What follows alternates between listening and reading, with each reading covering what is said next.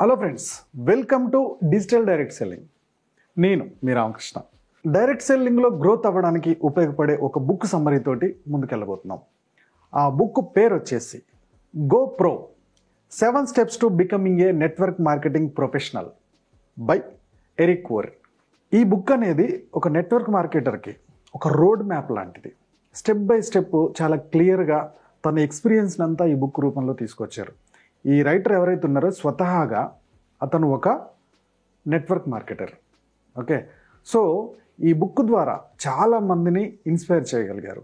ఈ బుక్ని మనం ఒకసారి క్లియర్గా స్టెప్ బై స్టెప్ డిస్కస్ చేసుకుంటూ పోదాం.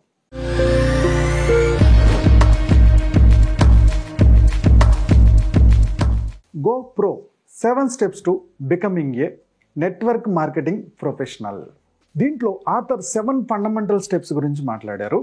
దాంట్లో ఫస్ట్ మైండ్ సెట్ గురించి మాట్లాడారు. ఈ బిజినెస్ చేయాలంటే మైండ్ సెట్ ఏంటి, తర్వాత skill development, team building, duplication and professionalism.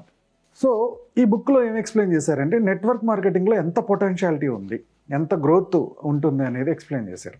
Direct selling లేదా నెట్వర్క్ మార్కెటింగ్, నేను మ్యాక్సిమం డైరెక్ట్ సెల్లింగ్ అనే చెప్తూ ఉంటాను. డైరెక్ట్ సెల్లింగ్ స్టార్ట్ చేసినప్పుడు మీరు ఎంప్లాయీ మైండ్ సెట్ నుంచి బిజినెస్ మ్యాన్ ఎంటర్ప్రీనియర్ మైండ్ సెట్కి షిఫ్ట్ అవ్వాలి అంటున్నారు. చాలామంది ఏం చేస్తారంటే బిజినెస్ స్టార్ట్ చేశారు కానీ దీన్ని ఒక ఎంప్లాయీ లాగానే చూస్తారు. నాకు ఎంత ఇన్కమ్ వచ్చింది, ఈ నెల ఎంత వచ్చింది, రేపటి నెల ఎంత వచ్చింది, ఓకే, సో నా టీం ఎంత సేల్స్ పెరిగింది, ఒక 5,000 వస్తే చాలే, 10,000 వస్తే చాలే, 30,000 వస్తే చాలే అని ఒక యాంగిల్లోనే చూస్తూ ఉంటారు. మీరు బిజినెస్ మ్యాన్ ఈ బిజినెస్ స్టార్ట్ చేసినప్పుడు, మీరు డైరెక్ట్ సెల్లింగ్ బిజినెస్ స్టార్ట్ చేసినప్పుడు ఇది కోట్లలో టర్న్ ఓవర్ జరిగే పొటెన్షియాలిటీ ఉన్న బిజినెస్. ఇలాంటి బిజినెస్ మీరు స్టార్ట్ చేస్తున్నప్పుడు డే 1 నుంచి కూడా ఎంటర్ప్రీనర్ మైండ్ సెట్ని అలవాటు చేసుకోవాలి అని చెప్పి ఆథర్ చెప్తున్నారు. ఎంటర్ప్రీనర్ మైండ్ సెట్ అంటే ఏంటి? మీరు ఒక బిజినెస్ స్టార్ట్ చేసినప్పుడు ఇక్కడ నుంచి బిజినెస్ మ్యాన్ లాగానే ఆలోచించాలి. ఇవాళ సండే వచ్చింది, నేను ఆఫ్ తీసేసుకుంటా. ఆఫీస్లో ఇన్ఛార్జ్కి ఏమని చెప్తాను, లీవ్ పెట్టాలనుకుంటే నాకు వర్షం వస్తుంది డ్యూటీకి రాలేను, మా ఇంట్లో ఫంక్షన్ ఉంది డ్యూటీకి రాలేను, ఓకే, సో లేకపోతే నాకు తలనొప్పి వస్తుంది డ్యూటీకి రాలేను. ఇలాంటివన్నీ ఎంప్లాయీ మైండ్ సెట్లో ఉంటాయి, సో లీవ్ పెట్టడానికి. కానీ ఒక బిజినెస్ ఓనర్ ఎవరైతే ఉంటాడో, ఏదైనా ఆ బిజినెస్ మీరు చేస్తున్న కంపెనీ ఓనరే ఉన్నాడు, ఆ కంపెనీ ఓనర్కి అతను రాకపోతే టర్న్ ఓవర్లో ఎఫెక్ట్ అవుతుంది. అలాంటప్పుడు ఏం చేస్తాడు, నాకు జ్వరం వస్తుందనో, తలనొప్పి వస్తుందనో, లేకపోతే మా ఇంట్లో చిన్న ఫంక్షన్ ఉందనో, ఇలాంటి వాటితోటి ఆఫీస్కి డుమ్మా కొట్టాడు. ఎందుకంటే అది తన ఓన్ బిజినెస్. ఆ బిజినెస్ని ఎట్లా గ్రో చేసుకోవాలి, ఇంకా నేను ఎంత గొప్పగా ముందుకు తీసుకెళ్ళాలి, దీనికి ఇంకేం డెవలప్మెంట్ చేయాలని ఎలా అయితే ఒక బిజినెస్ మ్యాన్ ఆలోచిస్తాడో, సేమ్ మీరు కూడా మీ బిజినెస్కి సాకులు ఎతకకుండా ఒక బిజినెస్ మ్యాన్ లాగా ఆలోచించాలి.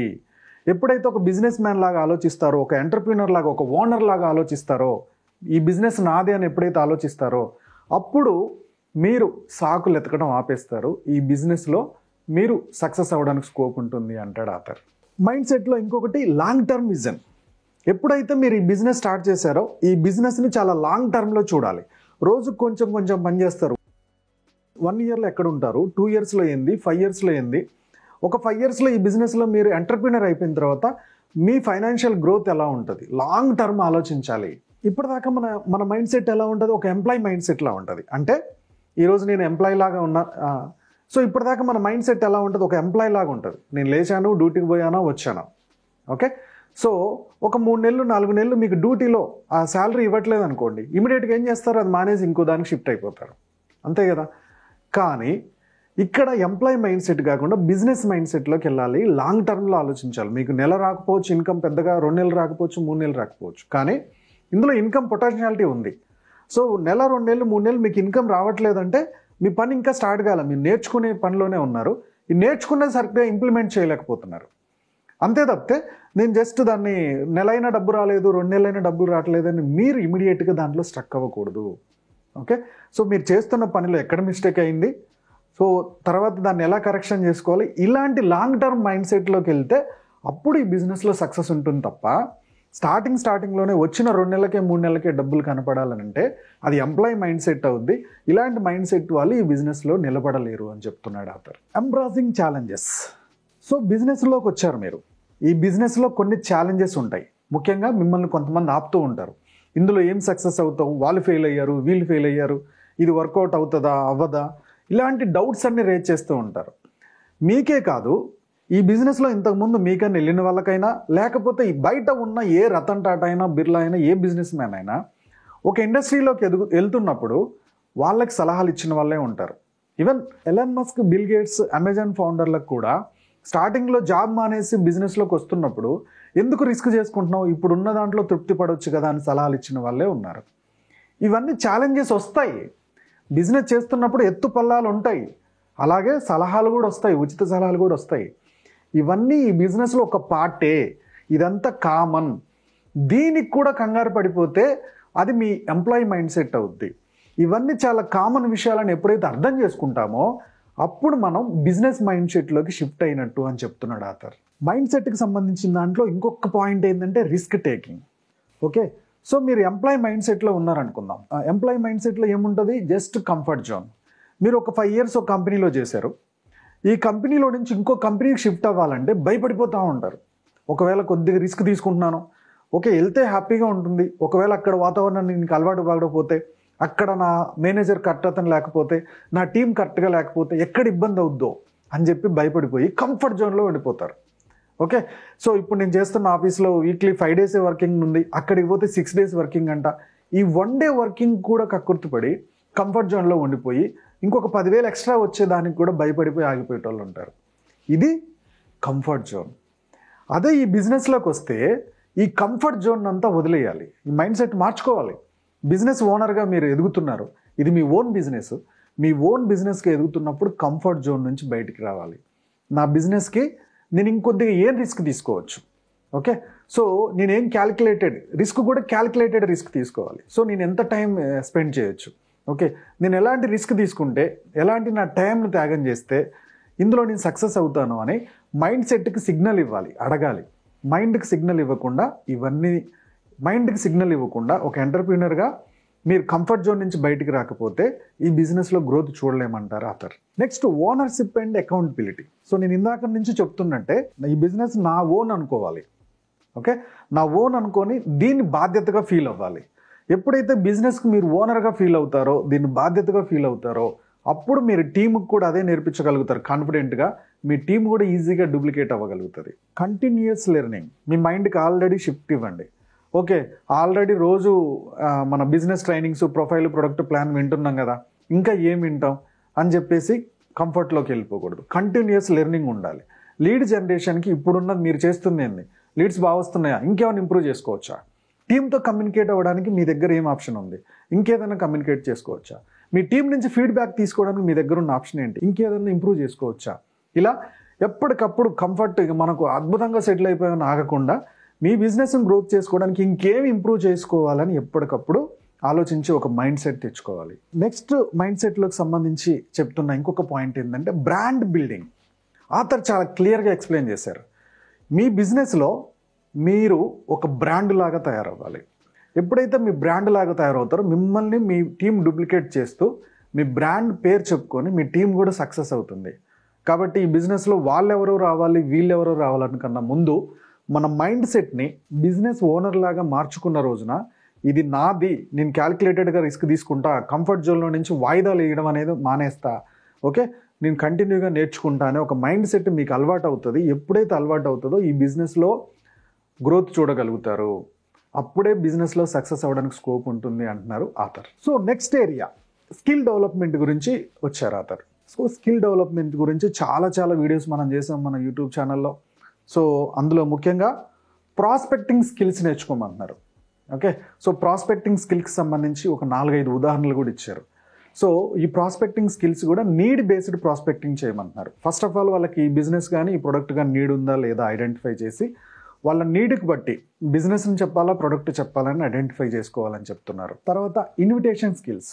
సో 2 నిమిషాల్లో వాళ్ళని ఈ బిజినెస్ ప్రజెంటేషన్కి ఇన్వైట్ చేయాలన్నా, లేకపోతే ఆన్లైన్ మీ బిజినెస్ ప్రజెంటేషన్ వాళ్ళని తీసుకురావాలన్నా ఇన్విటేషన్ స్కిల్స్ని ఎంత బాగా ఇంప్రూవ్ చేసుకోవాలనేది ఇందులో ఎక్స్ప్లెయిన్ చేయడం జరిగింది. ప్రజెంటేషన్ స్కిల్స్ ఈ బిజినెస్కి చాలా ఇంపార్టెంట్ ప్రజెంటేషనే. ఈ ప్రజెంటేషన్లో ఫస్ట్ మీరు ఏం వివరించబోతున్నారు ఈ ప్రజెంటేషన్లో అనేది స్టార్టింగ్లో ఉండాలి, మిడిల్లో ఇప్పటిదాకా దీన్ని ఎవరెవరు చేశారు, ఎలా సక్సెస్ అయ్యారు అనేది ఉండాలి, ఇంకొంచెం ముందుకు వచ్చిన తర్వాత వాళ్ళకు వస్తున్న బెనిఫిట్స్ క్యాలిక్యులేషన్స్ ఉండాలి, తర్వాత కంపెనీ పేరు ఉండాలి, తర్వాత మీతో రావడం వల్ల వాళ్ళకి వచ్చే బెనిఫిట్స్ ఏంటనేది చెప్పాలి. ఈ రకంగా ప్రజెంటేషన్ వెళ్తున్నప్పుడు ఖచ్చితంగా మీ టీమ్ గ్రోత్కు ఉపయోగపడుతుంది. టీంలో ఇది డూప్లికేషన్ అవ్వాలి. మీరు కరెక్ట్గా నేర్చుకోవాలి ఎంటర్‌ప్రెన్యూర్‌గా.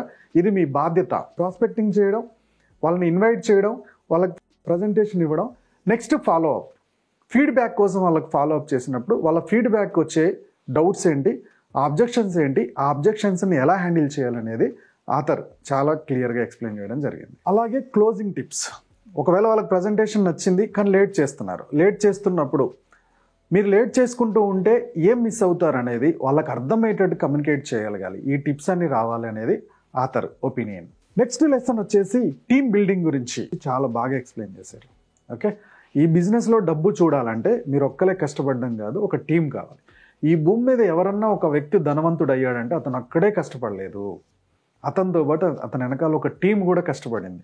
ఇప్పుడు మీరు ఒక పెద్ద ఎంటర్‌ప్రెన్యూర్‌ని చూడండి, ఏ బిజినెస్ మ్యాన్ అయినా చూడండి, టాటా, బిర్లా, రిలయన్స్, అదానీ, అంబానీ, వీళ్ళు ఒక్కలే కష్టపడితే ఆ పొజిషన్కి రాలా. వాళ్ళ వెనకాల ఒక టీం పనిచేస్తుంది. సేమ్ అట్లానే మనం కూడా మన బిజినెస్లో సక్సెస్ అవ్వాలంటే టీం బిల్డింగ్ చేసుకోవడం అనేది చాలా ఇంపార్టెంట్. టీం బిల్డ్ చేయాలంటే ఫస్ట్ గొప్ప లీడర్గా ఎదగాలి. లీడర్షిప్ క్వాలిటీస్ మీకు రావాలి. ఈ లీడర్షిప్ క్వాలిటీస్ని ఇంప్రూవ్ చేసుకోవడం చాలా ఇంపార్టెంట్ అనేది ఆథర్ ఎక్స్ప్లెయిన్ చేశారు. నెక్స్ట్, టీమును మోటివేట్ చేయడం అనేది చాలా ఇంపార్టెంట్. టీములో ఒక చలనం తీసుకురావాలి. ఉండి ఉండి టీం చల్లబడిపోతూ ఉంటుంది.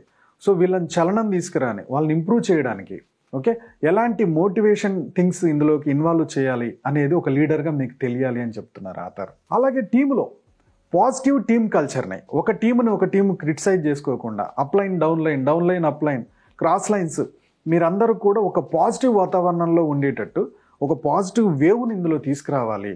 అప్పుడే అందరూ కలిసికట్టుగా పనిచేసుకోగలుగుతారు. ఒక లీడర్గా మీకు ఈ టెక్నిక్స్ తెలియాలి అంటాడు ఆథర్. నెక్స్ట్ వన్ వచ్చేసి లీడింగ్ బై ఎగ్జాంపుల్. పొద్దాక టీం మీరు ఇది చేయండి అది చేయండి కాకుండా మీరు చేస్తూ వాళ్ళకు ఒక ఎగ్జాంపుల్లా ఉండాలి. ఓకే, మనం ఆ పని చేస్తూ వాళ్ళు అది డూప్లికేట్ చేసేటంత ఈజీగా ఆ పనిని అలవాటు చేయాలి. ఎప్పుడైతే మీరు లీడింగ్ బై ఎగ్జాంపుల్ అవుతారో, మీరు వాళ్ళకు ఒక రోల్ మోడల్ అవుతారో, వాళ్ళు ఆటోమేటిక్గా అది డూప్లికేట్ చేస్తారు. ఫస్ట్ మీరు ఉండండి, తర్వాత వాళ్ళు ఫాలో అవుతారు అని చెప్తున్నాడు ఆథర్. Recognize and rewards. మీ టీంలో ఎవరు ఎక్కువగా పనిచేస్తున్నారు, ఓకే, ఎవరు ఎఫెక్టివ్గా అన్ని నేర్చుకుంటున్నారు, ఎవరు ప్రతిదీ కూడా ఇంటిగ్రేట్ అవ్వగలుగుతున్నారు, ఎవరైనా కొత్త పాయింట్ చెప్పినప్పుడు ఎవరు ఎక్కువగా అడాప్ట్ చేసుకుంటున్నారు, వాళ్ళని రికగ్నైజ్ చేయాలి. వాళ్ళకి రివార్డ్స్, అవార్డ్స్ ఇవ్వడం స్టార్ట్ చేయండి. అప్పుడే మీ టీం చాలా త్వరగా గ్రోత్ అవుతుంది అంటున్నారు ఆథర్. సో ఎప్పుడు కూడా ఒక లీడర్కి లాంగ్ టర్మ్ విజన్ ఉండాలి. మీరు ఇప్పుడు ఏదైతే ఒక సిస్టమ్ తయారు చేశారో టీమ్ గ్రోత్ కోసం, ఆ సిస్టము ఒక 5 ఏళ్ల తర్వాత ఎలా ఉంటుంది, 10 ఏళ్ల తర్వాత ఎలా ఉంటుంది అనేది ఒక లాంగ్ టర్మ్ విజన్ ఉండాలి ఒక లీడర్కి అని చెప్తారు ఆథర్. కాబట్టి ఈ బిజినెస్లో మీ టీం గ్రోత్ అవ్వాలంటే మీరు లీడర్ అవ్వాలి.